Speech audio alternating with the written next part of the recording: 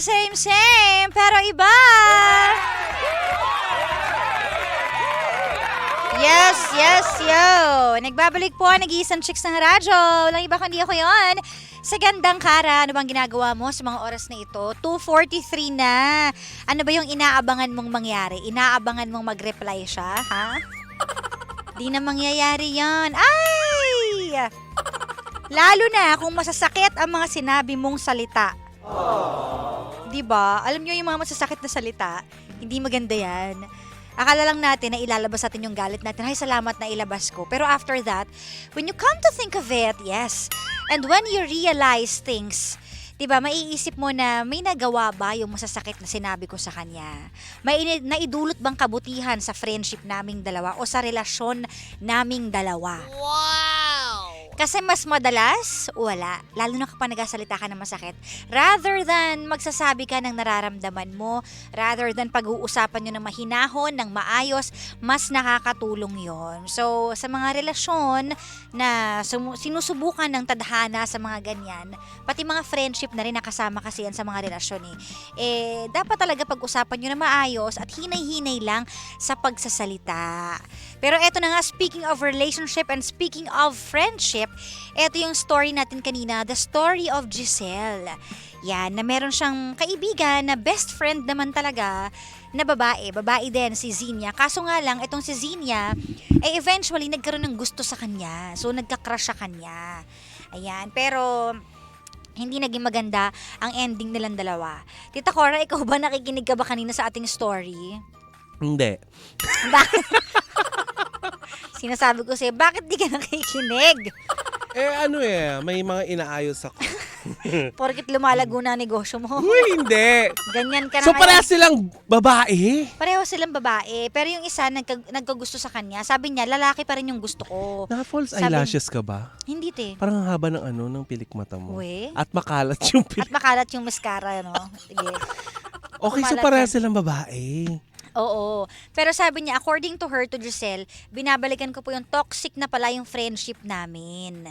'Di ba? At lahat pala doon ang kinikwento sa kanya ni Zinia, hindi daw. Hindi daw totoo.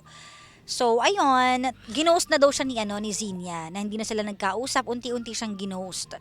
So, yun, pero at least daw nakawala daw siya sa toxic na friendship. Diba? Toxic yung friendship nila. At the same time, may gusto sa kanya yung friend niyang Merlat. Oo, kaya sabi niya natakot na raw siya magtiwala sa mga tao. Kaya So, ngayon, ang ano niya mag-isa na ngayon, siya. Nahihirapan siyang humanap ng totoong kaibigan Nahihirapan ngayon. na siya makipagkaibigan ulit. So, feeling ko, na-trauma siya sa friendship. Alam mo, ang relasyon, hindi lang naman yun na nakakatrauma. Kung minsan friendship din, may mga friendship na nakakatrauma. Lalo na when you give your all. Kasi when you give your all, I give my Pakanta na rin ako. when you give your all, di ba? Masasaktan ka naman talaga kasi ibig sabihin, buong-buo yung puso na binigay mo. So, konting sundot lang dyan, may hit ka. Oo. So, yun na nangyari Actually, sa may mga kanya. kakilala kong ganyan. Labis kong magmahal sa kaibigan. At the end of the day, iniiwan din sila ng kaibigan nila. Di ba? Alam mo yan. Di ba may mga kakilala tayong ganyan na hindi pinahalagahan yung friendship? Oo. Kaya yung minsan yung iba kapag sinasabi nila na next time ayoko na magbigay ng 100% ko, maiintindihan mo na lang sila Ay, hindi. kung bakit nila sinasabi yun. Ako, siguro kahit na ilang beses akong traitor rin ng kaibigan, magbibigay ako ng Ang chance. hindi na dun sa kaibigan na yon, sa ibang tao. Sa iba na. Oo. Pero matututo ako. Oo, kasi it will never be the same again. Yung kayo, nung taong And will never be the same without you, baby. Baba. The spine. Ganun. Ay, yes. Yun na nga. Ay, So, ayun. ang may advice naman natin dyan, pagdating ng araw, darating din yung totoong kaibigan para sa'yo. Pagdating May asawa na ba siya ngayon? Kasi di ba ang Wala bet pa, niya, ang bet niya lalaki. Oo. O malay mo, magiging best friend mo ay yung magiging mapapangasawa mo. Sana ganun. Tapos sabi niya pa, na-realize daw niya na umiikot na lang pala yung mundo ko sa pagiging praning at pag-aalala kay Zinia. Eventually, nagkakating classes na rin siya kasi natatakot siyang pag di niya pinuntahan, baka magpakamatay, yung mga ganun. Teka, Ganun. kapag nagkaroon ka ba ng kaibigan, dapat ganun ka ka-obsess sa kaibigan? Alam mo ako, ang pinaka-ayoko sa lahat yung possessive. Oo. Ayoko ng maparelasyon, mapakaibigan, anything na na malapit sa buhay ko. Ayoko na may taong nananakal sa akin kasi ako yun ang weakness ko. Mm-mm. Ayoko nun. Kasi parang, I have my own life eh. Huwag mo kontrolin. Mm-mm. Diba? Pero ito yung Makontento ka klase na ng lang. tao na kahit madaling araw tatawagan ka niya. Hindi siya magtatanong, B, kung bigising ka pa. Wis, hindi. Tatawagan ka niya. Wala kang choice. As if laging available. Tapos, nakakaloka siya. Ito kwento ko lang Tatawag siya. Siyempre, ikaw, sasagutin mo. Oh. Sige, nakara tumatawag. Tapos ang unang sagot sa'yo, ang unang tanong sa'yo, tigising ka ba? Para si Raulo. Sino sumagot? Mag-isa lang ako sa bahay. Kapit-bahay. Pero yun nga, mabalik tayo sa mga taong possessive. Ikaw ba, nagkaroon ka na ng kaibigan na possessive? May mga taong dumating sa buhay ko na naging possessive sa akin. At aminado ko, hirap akong i-let go. Kasi mahaba pasensya ko eh. Pero dumarating pala sa point na kusa nang mangyayari talaga. Yung hindi mo na kailangan ipilit. Sino yan? It's from the past, gano'n. Ex? O friend? Ulo. Wala naman akong friend, di ba? Hoy, si Almira nung akala mo kay Almira lang. pet? Hindi. Past nga. Oh, So, sinabi mo wala kang friend sabi Almira, Hindi. gawa tayong GC. Ang sabi mo kasi from the past, hindi naman siya from the past. Present si Almira. Oh. So from the past, parang wala naman akong ano. Di ba So, best friend kayo ni Pa Jackson? Oo. Possessive ba siya? Oh, bakit? Anong klase siyang kaibigan? Ayoko. Baka magalit sa akin. Sabihin. Pero bilang magkaibigan, di ba minsan nag-aaway naman talaga kayo? Anong minsan, Hindi- lagi? Magkaaway ba kayo? Hindi kayo mag-away. Pero bakit, Siguro- anong klaseng kaibigan siya? Kung i-describe mo siya, Sige, doon mo tayo sa good, bilang ulam. sa good side. Doon na lang tayo. Hoy, teka lang, bilang ulam nga. Ulam? Ihalin tulad mo sa ulam, siya bilang kaibigan. Ano siya? Laliman naman natin, te. Teka lang, hirap mag-isip Ano na lang siguro? Adobo? Bakit may toyo siya? Lagot ka, te. Nasa meeting lang yun pero nakikinig sila ngayon. Sige ka. Maanghang na adobo. Maanghang siya magsalita. Yung mahirap, pag kinakain mo ang hirap, So, hirap siya. gaganon ka. Paano? Di ba ganun pag kumakain tayo ng Mahirap anghang? siyang ispelengin. Oo, mahirap. Talaga? Oo, ganun. Yung, may mga ganung tao, di ba, mahirap ispelengin. Yung Pero napaka-unpredictable. mahirap, ng- pero masarap. Masarap na kaibigan. Pagkatapos mo, sasabi ka na masarap. Syempre, di ba kasi yung minsan nagre-reklamo tayo kapag maanghang, pero masarap naman siyang kainin, parang ganun. Iba yun Iba iniisip nyo. Wala akong gustong sabihin. Siyang nagano. Masarap kainin. Pero, Paano ko ba i-explain? Yung naaanghangan ka na, pero pakikisamahan mo pa rin. Parang ganun. so ibig sabihin kahit na, Kahit na iratang-irata ka na. Oo. ano yung mga Ganun. quality niya bilang kaibigan na gustong-gusto mo? Yung mapagbigay. Talaga? Oo, yung hindi ka niya iiwan sa gitna ng laban. Kapag sinabihan mo siya any time of the day, na ako dito, nang Oo naman, te. Yung ganun. Ikaw ba naman ang tumirik sa gitna ng SLEX, di ba? Lagi siyang available. Pag sa pagpangangailangan ng tulong, doon siya laging available. Oo, ganun siya. Hindi mo juwain? Oo. Actually, kahit hindi sa akin, alam mo, minsan naisip ko, ganun ka naman sa lahat eh. Ikaw din naman, remember? Nung nahuli ako ng pulis. Gumawa pa ako naman palusot. Sige, ilaglag mo. Hindi Diba? naman, hindi ko naman talaga yung kasalanan. Like, Okay. pero ikaw maaasahan ka bilang kaibigan ganon. sa mga ganon. Ako lang, bilang friend, tamad lang ako magpupunta. Alam mo, pag pinapunta mo ko, depende sa mood ko. Pero ikaw, pag nagyaya, walang choice yung tao. Oo. Yeah, aminado ako dyan, walang choice. Sige na, mangungulit ako to the max. Oo. Yung tipong hindi ka hindi. Ano yung Facebook ng jowa mo? Chat ko. Parang kala mo may signal sa barko. Pero ngayon. pag ako inaya mo, ha? Oo, tamad. Yun ang weakness ko. Tamad talaga ako. Kasi parang feeling ko, sa dami kasi ng ginagawa ko, feeling ko ipapahinga ko na lang siya kaysa umalis. May gagawin na lang ako kaysa umalis. Yes.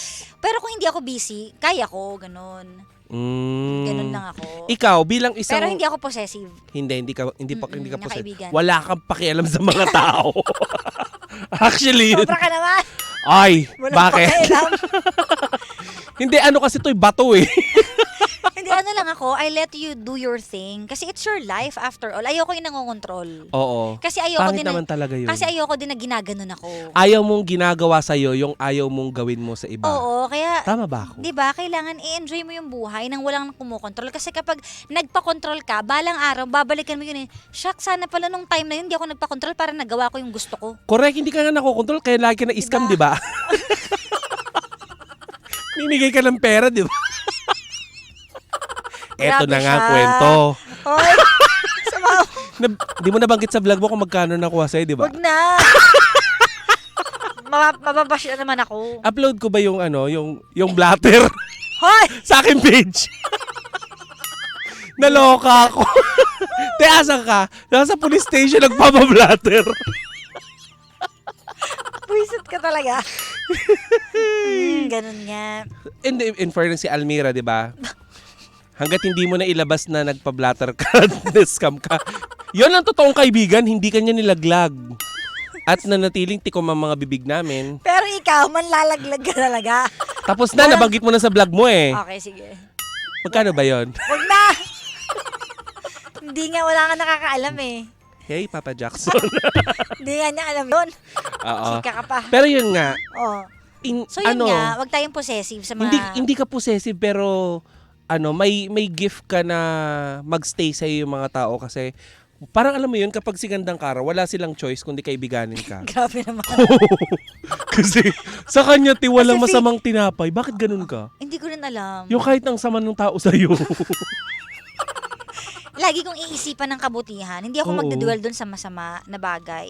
Titimbangin ko yung mga pangyayari. Pero pag alam ko may nagawa sa aking masama, hindi ako gagante pero iiwas ako. Ganun At saka ako. may ultimatum ka. Kapag may ginawa sa'yo, Okay na, done na tayo. Done. Oo, pero hindi may ako uso sa'yong friendship over. friendship over. Oo, mahilig akong mag-friendship over. Pero hindi ko naman aawayin, wala ako sasabihin na Oo, masasakit. wala kang...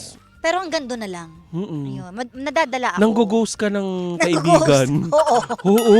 Totoo yan. Scene mode ka na. Pag na-scene mode na kita, yun na yun. Mm. Ganun. Kahit sa mga sa mga you know, Oh. ganun. Oo. Ayoko. Pag natuto na ako, nagtanda na ako.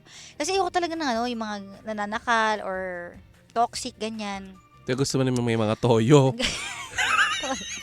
Pero si Papa Jackson, yan talagang siya yung, hindi naman masasabing possessive, pero siya yung, Fatherly figure. Di ba? hindi din. Hindi fatherly figure ang tawag doon eh. Ano yung may bakod na magpapaalam Ano, ka koral? bago ka Coral. koral. Yung yung kahit sabihin niyang okay lang, pero deep inside, alam mong hindi. Ganon. Halimbawa, lalabas pa party. So ikaw ang matututong Oo, hindi makiramdam. Hindi niya sasabihin na no para hindi siya mali. Pero, hindi lang siya magsasalita. So, ikaw, kusa ka ng, okay. Galit to. Okay, tampo to. Ganon. Tapos kapag nagkamali ka, kasalanan mo, sasabihin niya, wala naman ako sinabing no, di ba? So, Oo. ikaw yung nagdesisyon. Ganon. Oh. Ganon, mind game. Ang hirap. tawag doon. May toyo nga. Kaya maanghang. Maanghang na adobo. Di ba? Ganon. Oo. So, Oh. ikaw na yung mag-a-adjust kasi nakikita mo na yung bisangot yung mukha niya, ganon. Mm-mm. Pero siya, pag siya yung aalis, okay lang, ganon. Mm-mm. Parang, kaya mo ba? Pero dati yon, dati to kasi ngayon, marunong siya mag-chill. Marunong na siyang ngayon makinig. Marunong na siya. Oo, wala na siyang issue sa mga alis-alis, sino mga kasama nyo, anong ginagawa nyo sa party. Kasi ngayon na-enjoy niya na. So alam niya na, pwede naman pala mag-party nang walang gagawing masama. At pwedeng lumarga-larga na wala kang gagawing masama. Parang gano'n. Correct. Na-experience niya na kasi. Maswerte ka, mano. Ganun. May mga ganyang klase ka. So yung anghang niya, hindi na ganun kaanghang. Dati kasi mga 100% level. Oo. Ngayon medyo na lang, 60%. Tolerable. Tolerable na yung anghang. Kaya mo nang lunukin. Oo, ganon. Grabe siya. So, ayun, overtime na naman tayo. Teka, nabibilang ko Palunok na. tuloy ako, kaya nga ako din. So anyways, mga panggano ko, abangan nyo po tomorrow. Bukas na ulit tayo mag-bonding. 12:00 po ng tanghali hanggang 3:00 sa ating Sincerely Cara. And you can send your voice messages sa ating fan page sa Facebook. Hanapin mo lang, Sincerely Cara. Diyan po kayo mag-send ng mga kwento ng pag-ibig ninyo. Okay? Thank you so much, Tita Cora, ha? Walang anuman. Yes, maraming salamat. Parang may option naman ako.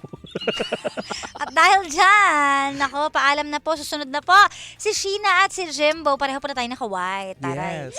O, diba? Hindi tayo nag-usap pero Yes. Correct. Thank you so much. O siya, Pangga, magpapaalam na po kami. Ako po ang nag-iisang chicks ng radyo, walang iba kundi si Kara with Tita Cora. Dito lang yan sa number 1, 06.7 Energy FM.